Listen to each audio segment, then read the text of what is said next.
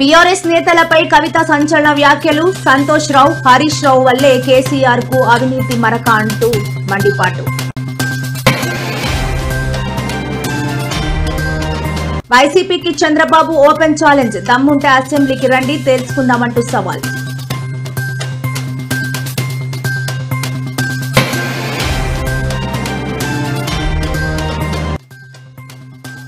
మళ్లీ తెలంగాణలో అతి భారీ వర్షాలు. ఆరెంజ్ అలర్ట్ జారీ చేసిన వాతావరణ శాఖ అధికారులు.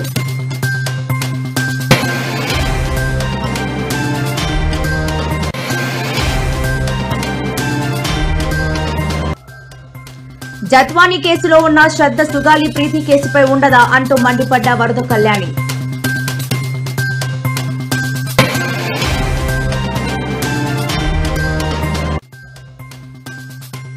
హైదరాబాద్ లో నారా లోకేష్ తో నటుడు శివాజీ భేటీ. ఈ సందర్భంగా లోకేష్ కు ప్రత్యేక పుస్తకం బహుకరణ.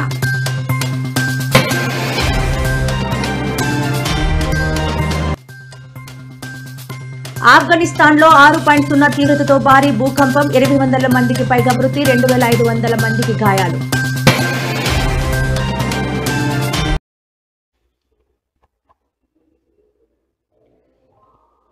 కేసీఆర్ కు అవినీతి మరక అంటడానికి మాజీ ఎంపీ సంతోష్ రావు, హరీష్ రావు, మేఘా కృష్ణారెడ్డి కారణమని తెలంగాణ జాగృతి అధ్యక్షురాలు ఎమ్మెల్సీ కల్వకుంట్ల కవిత సంచలన వ్యాఖ్యలు చేశారు.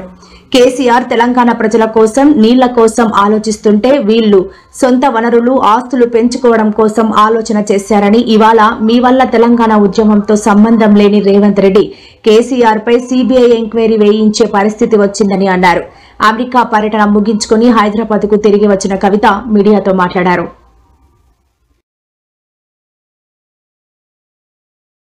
కేసీఆర్ గారి పక్కన ఉన్నటువంటి వాళ్ళు కేసీఆర్ గారి పేరు చెప్పుకొని అనేక రకాలుగా లబ్ధి పొంది వారు చేసినటువంటి అనేక చెత్త పనుల వల్ల ఇవాళ కేసీఆర్ గారి పేరు బద్నామయ్యే పరిస్థితి వచ్చింది. అయినా మళ్ళీ వాళ్ళని మోస్తాం, అయినా మళ్ళీ వాళ్ళని ముందుకు తీసుకెళ్తామని అనుకుంటే పార్టీ ఎట్లా ముందటికి పోతుంది? ఒక బిడ్డగా నిజంగా నేను బాధపడతాను. ఇవాళ 5 సంవత్సరాలు ఇరిగేషన్ మంత్రిగా చేసినటువంటి హరీష్ రావు గారిది మేజర్ పాత్ర లేదా దీంట్లో? అందుకే కదా కేసీఆర్ గారు వారిని సెకండ్ టర్మ్ లో తప్పించిండ్రు. ఈ మొత్తం కాళేశ్వరం ఎపిసోడ్ లో కేసీఆర్ గారికి మరక అంటిందంటే 2-3 వ్యక్తులు కారణం. మాజీ రాజ్యసభ సభ్యుడు ఒకలైతే, హరీష్ రావు గారు ఒకలైతే, మేఘా కృష్ణారెడ్డి గారు ఇంకోటి, మేఘానో పోగానో ఏదో. ఈ పెద్ద పెద్ద కాంట్రాక్టర్లు అందరితో కుమ్మక్కై కేసీఆర్ గారు ప్రజల కోసం ఆలోచన చేస్తే, నీళ్ల కోసం ఆలోచన చేస్తే, వీళ్ళు సొంత వనరుల కోసం, డెవలప్మెంట్ కోసం, ఆస్తులు పెంచుకోవడం కోసం ఆలోచన చేసి ఇవాళ మీ వల్ల రేవంత్ రెడ్డి లాంటి వ్యక్తి, తెలంగాణ ఉద్యమానికి సంబంధం లేని వ్యక్తి, కేసీఆర్ గారి కాలి గోటికి సరిపోని వ్యక్తి, ఆయన నిలబడి కేసీఆర్ గారిని చేయెత్తి చూపించి కేసీఆర్ గారి మీద సిబిఐ ఇవాళ నేను వేస్తా అని చెప్తున్నాడంటే కారణం ఎవరు దీనికి? నేను భరించిన, ఇదే హరీష్ రావు గారు, ఇదే సంతోష్ రావు గారు అనేక కుట్రలు చేసినా కూడా భరించిన. నా మీద ఓపెన్ గా మీడియా మిత్రులందరితో రకరకాల మాటలు చెప్తే కూడా నేను భరించిన. నా పర్సనల్ అటాక్ కి నేను ఎప్పుడు కూడా వాళ్ళను ఇంతవరకు పేరు పెట్టి పిలవలేదు, మాట్లాడలేదు. ఫస్ట్ టైం చెప్తున్నా. నేను ఎందుకోసం చెప్తున్నా? కేసీఆర్ గారికి ఈ వయసులో సిబిఐ ఎంక్వైరీ ఏందండి? ఎందుకోసం ఆ కర్మ పట్టింది? ఎందుకు భరించాలి? ఇటువంటి వాళ్ళని చూస్తూ ఎందుకోసం ప్రొటెక్ట్ చేసుకోవాలి? బీఆర్ఎస్ పార్టీ తమల కోపం రావచ్చు, కానీ వాస్తవాలు చేదుగున్నా అప్పుడప్పుడు మాట్లాడుకుంటేనే, మందు తీసుకుంటేనే ఆరోగ్యం మంచిగా అవుతుంది.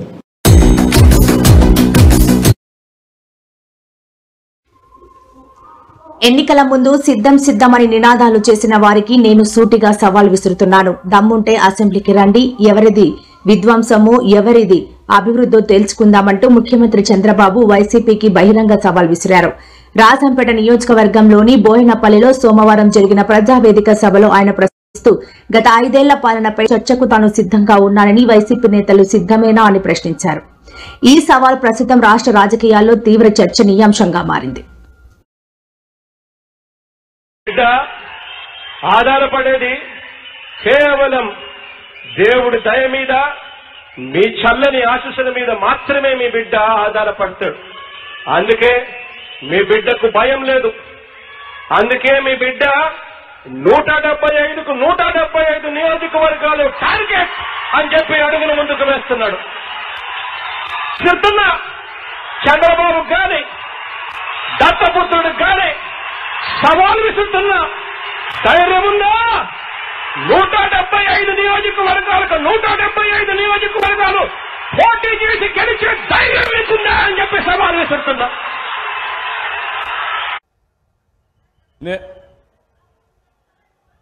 ఏమా మొన్నన్నారు సిద్ధం సిద్ధం అని ఎగిరిపడ్డారు. సూటిగా అడుగుతున్నా, అసెంబ్లీకి సిద్ధమా? 11 మంది ఉన్నారు. అసెంబ్లీకి రండి. ఎవరిది విధ్వంసమో, ఎవరిది అభివృద్ధో, ఎవరికి సంక్షేమ కార్యక్రమాలు చేసే సత్తా ఉందో చర్చించడానికి నేను సిద్ధంగా ఉన్నా.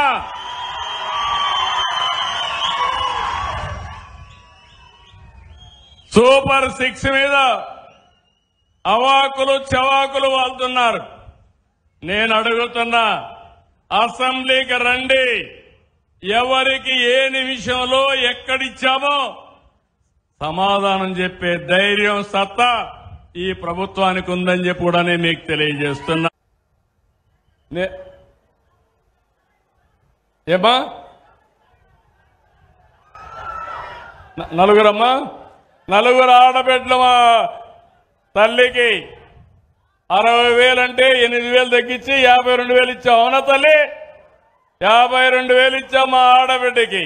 గట్టిగా చెప్పండి కూడా చెప్పండి. ఇచ్చిన వాళ్ళు 10 మందికి చెప్పాలి.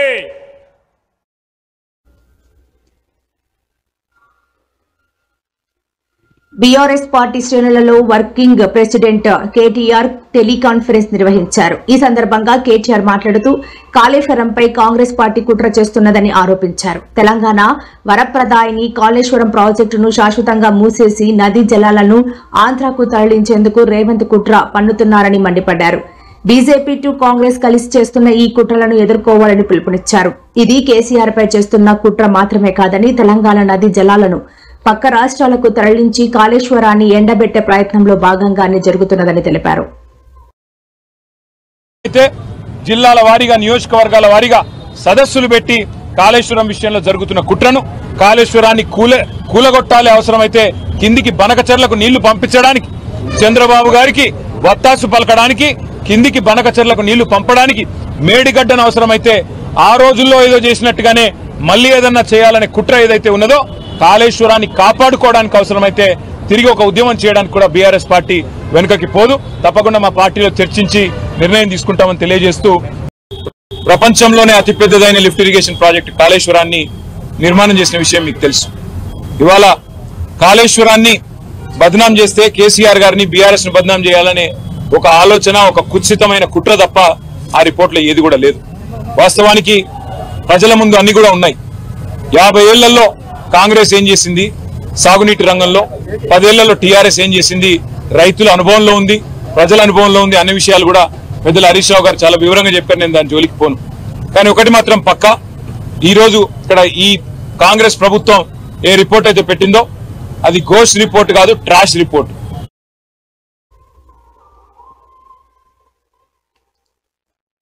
తెలంగాణలో రాగల 4 రోజులు భారీ నుంచి అతి భారీ వర్షాలు కురిసే అవకాశం ఉందని హైదరాబాద్ వాతావరణ కేంద్రం హెచ్చరించింది.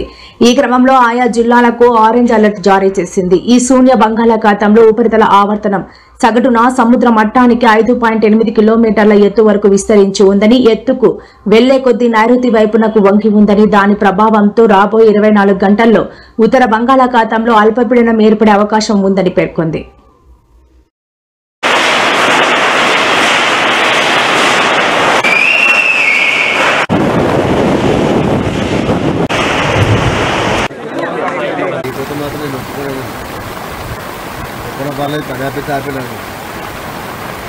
నాకేంటి అసలు ఇంకా 2 నెలలు అయితే మళ్ళీ తుఫాను అయిపోయి మొత్తం వర్షాలు వేసి మళ్ళీ జీరోకి వచ్చేది చెప్పి మళ్ళీ వస్తే మళ్ళీ ఫస్ట్ నుంచి ఎవడవుతారా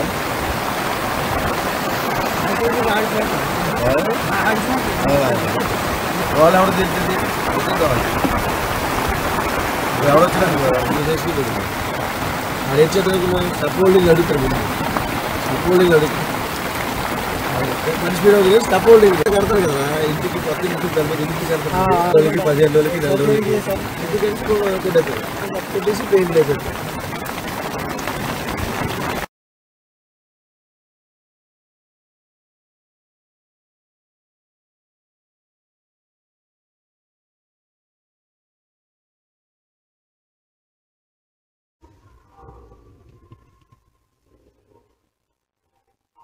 సుగాలి ప్రీతి కేసులో వైఎస్ జగన్మోహన్ రెడ్డి హయాంలో చట్టపరమైన న్యాయం జరిగిందని, కానీ డిప్యూటీ సీఎం పవన్ కళ్యాణ్ అధికారంలో ఉండి కూడా ఏం చేయలేకపోతున్నారని, పైగా మొదటి నుంచి ఈ కేసును తన రాజకీయం కోసమే వాడుకుంటున్నారని ఎమ్మెల్సీ వరదు కళ్యాణి విమర్శించారు. న్యాయ పోరాటం చేస్తున్న కుటుంబానికి కూటమి ప్రభుత్వం ఎందుకు అనుమతి ఇవ్వడం లేదు? చంద్రబాబు అరెస్టు జైలుకు వెళ్లాక రాజ్యాంగం పట్టుకుని లోకేష్ న్యాయం చేయాలంటూ ధర్నా చేశారు. మరి ఆయనకు ఈ కేసు కనిపించడం లేదా? నారా లోకేష్ రెడ్ బుక్ లో సుగాలి ప్రీతి నిందితుల పేర్లు లేవా అని ప్రశ్నించారు.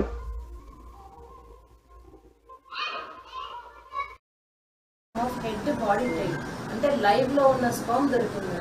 అంటే చనిపోయే ముందు రోజు కానివ్వండి, చనిపోయే ఒక గంట ముందు కానీ 3 days మాత్రమే లైవ్ లో ఉంటుంది. మరి ఆల్మోస్ట్ చాలా అంటే లోపలికి వెళ్ళి తగిలింది అని, అది శారీ వల్ల కాదు అని క్లియర్ కట్ గా ఉంది. ఇన్ని రిపోర్ట్స్ ఉంటే కూడా ఇప్పటి వరకు కూడా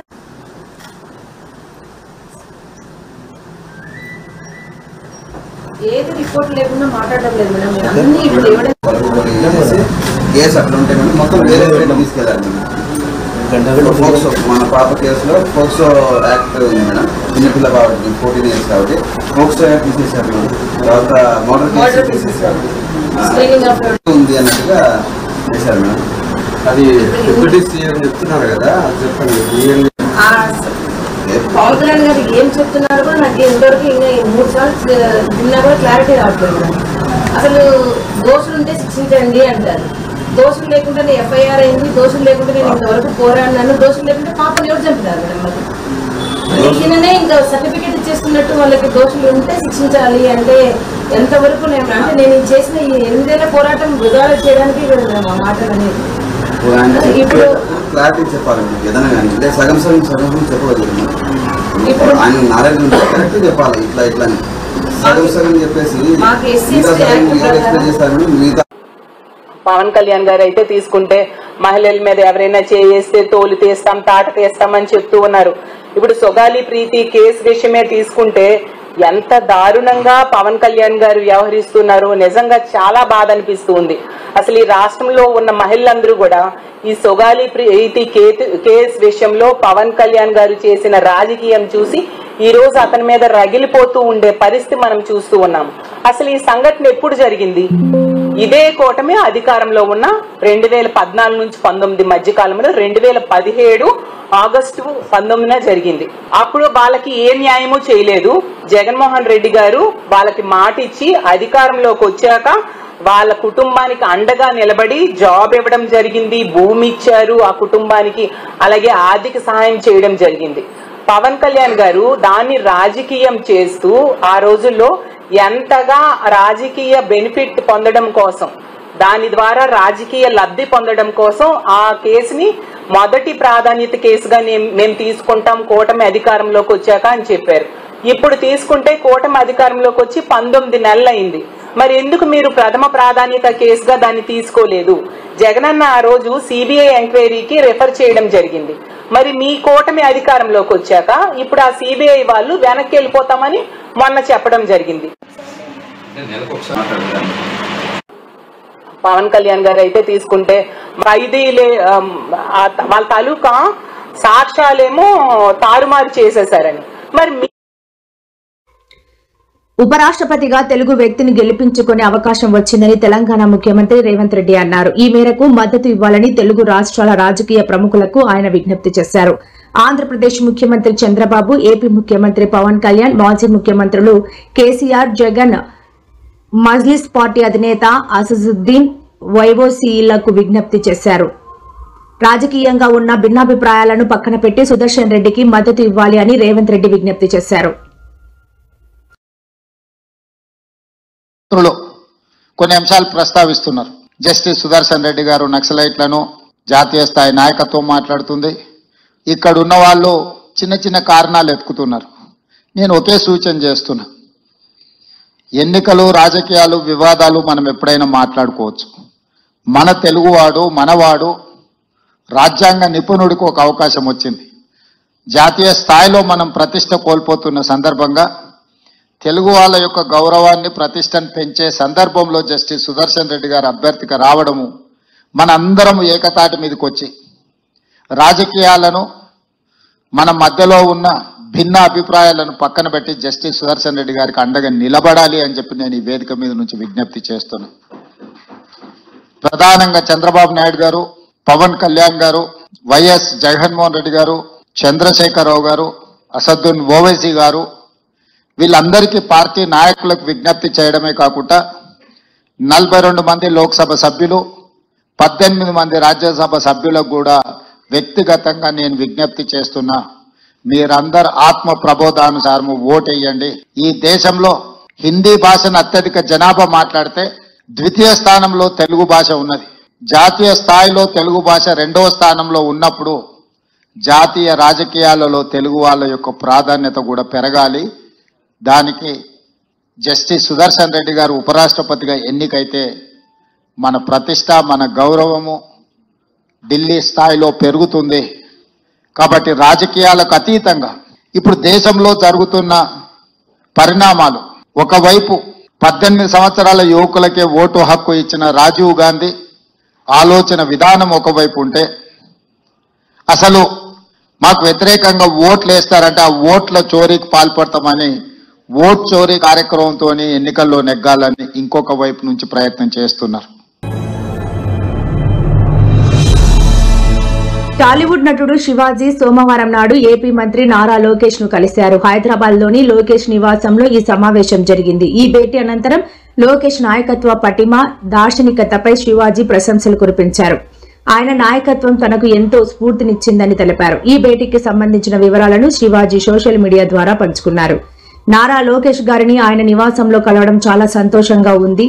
ఆయన దార్శనికత, నాయకత్వ లక్షణాలు నిజంగా స్ఫూర్తిదాయకమని, మా మధ్య జరిగిన అర్థవంతమైన చర్చను ఎప్పటికీ గుర్తుంచుకుంటాను అని ఆయన పేర్కొన్నారు.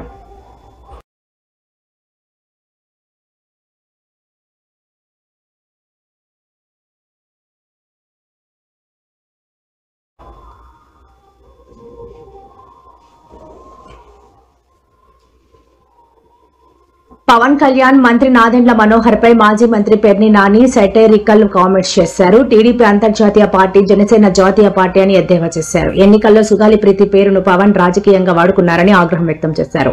సుగాలి ప్రీతి కుటుంబానికి వైఎస్ జగన్ సాయం చేస్తే అది కూడా పవన్ తన ఖాతాలో వేసుకోవాలని చూస్తున్నారు అంటూ ఘాటు విమర్శలు చేశారు. సుగాలి ప్రీతి కుటుంబానికి వైఎస్ జగన్ న్యాయం చేశారు. పవన్ ఎన్నికల్లో సుగాలి ప్రీతి పేరును రాజకీయంగా వాడుకున్నారు. చెప్తున్నారు యూనివర్సలిస్ట్ అని, మీ భావజాలం యూనివర్సలిజం అంటున్నారు. అంటే ఇన్ని లిస్టులు అయిపోయి చివరికి ఇంకేం మిగిలినాయో మరి. కాబట్టి నేనేం విమర్శించట్లా మిమ్మల్ని, నేనేం మిమ్మల్ని తప్పు పట్టలా. మిమ్మల్ని తప్పు పడితే కూడా మీకు బాగా కోపం వచ్చేస్తుంది. బాగా పళ్ళున్న చెట్టుకి రాళ్ళు వేస్తారన్నారు. నాకైతే పళ్ళేం కనపడతలే మీ చెట్టుకి. మీ చెట్టుకి నాకేం పళ్ళు కనపట్ల మీ మీద రాళ్ళు వేయటానికి. మరి మీరు సర్దుకున్నారా? కార్యకర్తలను సర్దుకోమంటున్నారు, జన సైనికులను సర్దుకోమన్నారు. మీరు సర్దుకోలేదుగా. మీ అన్నయ్య గారికి మంత్రి పదవి ఇస్తానని లెటర్ ప్యాడ్ మీద తీసుకున్నారు. మీరు ఎమ్మెల్సీని చేశారు మీ అన్నయ్య గారిని. మరి సర్దుకోవాలి కదా. కార్యకర్తలను సర్దుకోమంటున్నారు. ఇక వాళ్ళు ఎంతసేపు జెండా మోయటం అని మీరు ముందు చెప్పారు కదా. మోసి మోసి మోసి ఆ జెండా మోసి, ఈ జెండా మోసి, కమ్యూనిస్ట్ జెండా మోసి, తెలుగుదేశం జెండా మోసి, బీజేపీ జెండా మోసి, బీఎస్పీ జెండా మోసి, సిపిఐ జెండా, సిపిఎం జెండా, మళ్ళీ తెలుగుదేశం జెండా, మళ్ళీ బీజేపీ జెండా, ఇంకెన్ని జెండాలు మోసి మోసి వాళ్ళ కాయలు కాసిపోతున్నాయి. మహారాష్ట్ర వెళ్తేనేమో అక్కడ ఇంకెవడెవడో జెండా, మళ్ళా తమిళనాడు వెళ్తే ఇంకెవడో జెండా. సర్దుకోవచ్చు కదా అని అడుగుతున్నాను. ఎందుకు సర్దుకోరు? కార్యకర్తలే సర్దుకోవాలి. మీరు అనుభవించాలి, మీరు ఎంజాయ్ చేయాలి. మీరు మాత్రం బాగా ఊరేగాలి. వాళ్ళు మాత్రం మోయాల్సిందే. ఎప్పటికీ మీరు మోయిండ్రా మోయండి, మేము మాత్రం ఊరేగుతాం అని చెప్పి చెప్తారు. ముందు మీరు సర్దుకుని వాళ్ళని సర్దుకోమని చెప్పాలి. మీరెవరో సర్దుకోరు, వాళ్ళ సర్దుకోవాలి. ఇక ఏం చేస్తాం, ఏదో పిచ్చలో మీ వెనకాల తిరుగుతున్నారు, తిరగని. ఆ పిచ్చ దిగే రోజు, ఆ మత్తు దిగే రోజు రాబోయే రోజుల్లో అన్నీ వస్తాయి, అన్నీ చూసుకుంటాం. మీ 100% strike rate, 100% reverse strike rate మీ కళ్ళతో మీరే చూస్తారు, ప్రజలే చూపిస్తారని కూడా చెప్తూ రాలేదు. నేను సంపూర్ణ మానవాళి కోసం వచ్చాను. జాషువా విశ్వనరుడు అన్న కాన్సెప్ట్ గుండెల్లో పెట్టుకొని వచ్చాను నేను. మళ్ళీ జాషువా గారిని ఎందుకు అపవిత్రం చేయడం మరి నాకు అర్థం కాదు. అలాగే మతం గురించి వారికి ఉన్న ఐడియాలజీ ఏంటో ఒకసారి చూద్దాం. అంటే రకరకాల స్టాన్స్లు, పొలిటికల్ స్టాన్స్లు, అంటే లెఫ్టిజం, రైటిజం, సెంట్రలిజం, ఒకేజం కాదైంది, అదే పవనిజం. నారా చంద్రబాబు నాయుడు, పవన్ కళ్యాణ్ గారి యొక్క ప్రభుత్వం కలిసి ఏర్పాటు చేసుకున్నటువంటి, సాధించుకున్నటువంటి ప్రభుత్వం 2017 ఆగస్టులో సుగాలి ప్రీతి అనే ఒక బాలిక ఆఫ్ఘనిస్తాన్ లో అర్ధరాత్రి 11 గంటల 47 నిమిషముల సమయంలో ఆఫ్ఘనిస్తాన్ ను 6.0 తీవ్రతతో భారీ భూకంపం కుదిపేసింది. విపత్తుపై ప్రధానమంత్రి నరేంద్ర మోదీ తీవ్ర దిగ్భ్రాంతి వ్యక్తం చేశారు. ఈ కష్టకాలంలో ఆఫ్ఘన్ ప్రజలకు అండగా నిలుస్తామని, అవసరమైన అన్ని రకాల మానవతా సాయం అందించేందుకు భారత్ సిద్ధంగా ఉందని ఆయన స్పష్టం చేశారు. ఈ విషాద ఘటనలో కుటుంబ సభ్యులను, ఆప్తులను కోల్పోయిన వారికి భగవంతుడు ధైర్యాన్ని ఇవ్వాలని, గాయపడిన వారు త్వరగా కోలుకోవాలని ప్రార్థిస్తున్నట్లు ప్రధాని తన సందేశంలో పేర్కొన్నారు.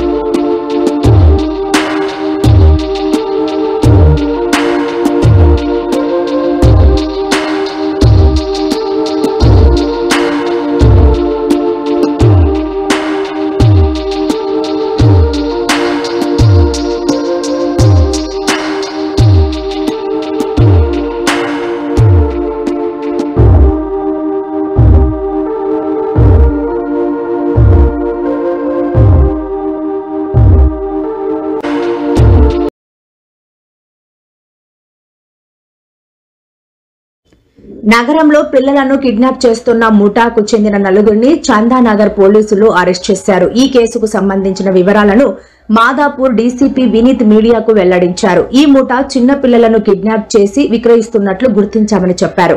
వారి నుంచి 2 బాలికలు, 2 బాలురలను రక్షించినట్లు తెలిపారు. ఆగస్టు 25న లింగంపల్లి రైల్వే స్టేషన్లో 7.5 బాబును ఈ ముఠా కిడ్నాప్ చేసింది. కాచిగూడలో 5 ఏళ్ల బాలిక, లింగంపల్లిలో మరో బాలికను అపహరించారు. గతేడాది కూడా 5 ఏళ్ల బాబును కిడ్నాప్ చేశారు. సరే ఉన్నాను వదిలేసిన తర్వాత ఈయన ఏమైంది, మా వాడు వండినాక ఈయన సరే ఆడుకుంటుండే వాడు మీద సిసికి మనం చెక్ చేసి ఈయన ఆడుకుంటున్నాను. ఎప్పుడు ఆడుతుంటాడు. నేను ఎన్నోసార్లుగా బెదిరించిన, కొట్టుకున్నాను. నాన్న బయటకు అక్కడ అంత దూరం పోక, రోడ్డు మీదకి అస్సలు పోకని చాలాసార్లు కొట్టుకున్నా. ఇక కొట్టుకున్నాక మళ్ళీ ఎంత కొట్టినా నేను నాకే గుంజుకొని దగ్గర ప్రేమ వేసుకున్నాను. కానీ ఇట్లా బాబుని నమ్ముకున్నట్టు ఛాన్స్ మాకు లేదు. నా కొడుకులు మాత్రం మాకు దయచేసి సార్ వాళ్ళు నాకు ఇచ్చిండు. చందానగర్ లిమిట్స్ లో ఉన్న లింగంపల్లి పోచమ్మ టెంపుల్ దగ్గర ఉన్న ఒక ఇంటి నుంచి ఒక 4 సంవత్సరాలు వెళ్తా ఉంటాడు ఇతను. తర్వాత ఇతనితో పాటు మొహమ్మద్ ఆరిఫ్, ఇతను కూడా పటంచెరువులు ఉంటాడు, వెజిటేబుల్ వెండర్.